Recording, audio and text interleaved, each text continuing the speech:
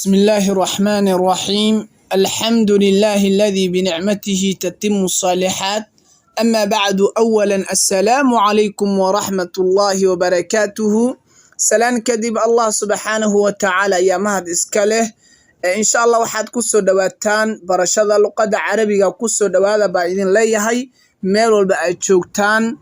walaal fadlan haddii aad ku cusub tahay subscribe share garay insha Allah aad iyo aad baad u mahadsan tahay. maanta waxaan qaadanaynaa insha Allah casharkeeni xiwaarka ayaan qaadanaynaa. horaan waxaan u soo qaadanay casharo oo dhowr xab ah oo wada sheekaysi ah oo laba shakhsi wada sheekaysanaya ayaan soo qaadanay insha Allah. marka maanta waxaan qaadanaynaa xiwaarka afaraad alxiwaaru raabic ayaan qaadanaynaa. casharadeeni taxane bay noqonayaan oo sida ay isku xigxig yihiin weeyaan. xiwaarka koowaad, xiwaarka labaad, xiwaarka saddexaad, xiwaarka afaraad. taan waxaan u samaynaynaa waxay tahay walaalaha muslimiinta meel walba joogaan oo channelka ku taxan in ay ka wada faa'iidaystaan insha Allah. waxaa wada sheekaysanaya laba shakhsi baa wada sheekaysanaya. midka koowaad ayaa sheekada ku sii hormaray wuxuu yidhi kayfa anta, sidee tahay buu yidhi. midka kale ayaa kaga warceliyay wuxuu yidhi bikhayrin, waa fiicanahay, walxamdu lillaah, ilaah baa mahad iskale buu yidhi.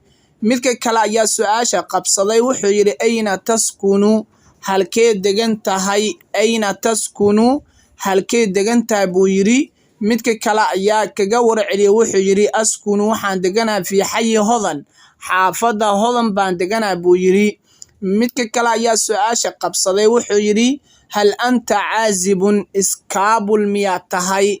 midka kale ayaa kaga warceliyay wuxuu yidhi nacam haa, ana caazibun, iskaabul baan ahay buu yidhi.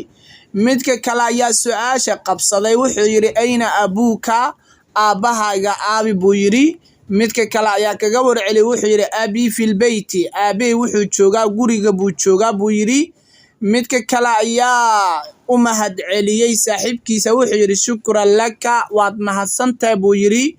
midka kale ayaa kaga warceliyey wuxuu yidhi walaka aydan, sidoo kale adin waad mahadsantahay buu yidhi.